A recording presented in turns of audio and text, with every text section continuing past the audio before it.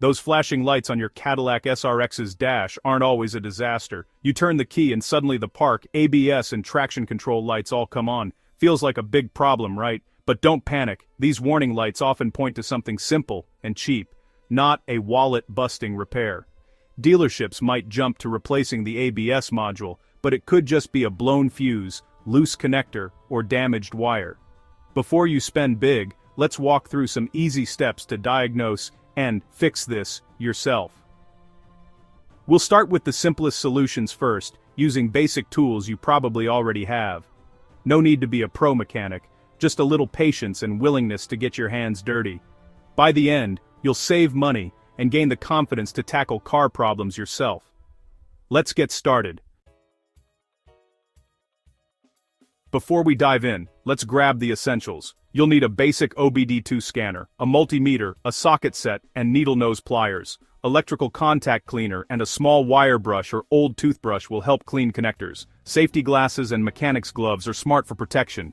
Keep spare fuses, wire strippers, butt connectors, a crimping tool, and electrical tape handy. Most of these are affordable and useful for any car project. Having everything ready means no mid-repair trips to the store. With tools in hand, let's look at what those warning lights really mean. Ready? Let's go! When your SRX flashes the park, ABS, and traction control lights, it's usually one problem, not three. These systems all rely on the ABS module. If it goes offline, they all complain. The most common clue, your scanner can't communicate with the ABS module, showing a U0121 code. This usually means a communication issue, not a dead module. If the lights are intermittent or triggered by bumps, it's likely a loose connection or failing wire. Your brakes still work, but ABS and traction control are disabled as a precaution. Let's track down the real cause.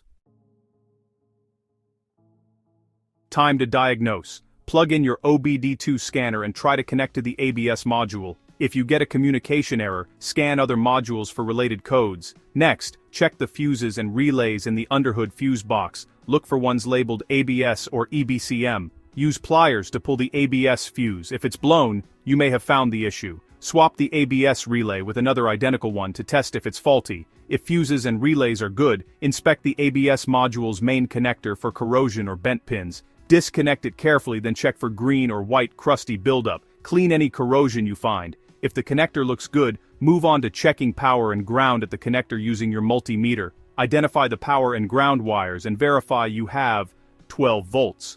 If power or ground is missing, trace the wire for breaks. Finally, inspect the twisted CAN bus wires for damage. If you find a broken wire, repair it with a butt connector and electrical tape. If you found a blown fuse, replace it with one of the same rating, never higher. If it blows again, there's a short you'll need to track down. For corroded connectors, spray with contact cleaner, scrub gently, and let dry before reconnecting. Use your multimeter to check for power and ground at the ABS connector. If either is missing, trace and repair the wiring. Inspect CAN bus wires for cuts or damage, especially near bends or hot areas. Repair any broken wires with butt connectors and tape. Once repairs are done, reconnect everything and get ready to test. Moment of truth. Double-check all connections, fuses, and relays. Reconnect the battery if needed. Use your scanner to clear all codes, then start the car. If the warning lights stay off and the scanner connects to the ABS module, you've fixed it. Take a short test drive to confirm the lights stay off. Enjoy the satisfaction of a DIY fix and the money you saved. That's what being a car owner is all about. For more DIY tips, stick around.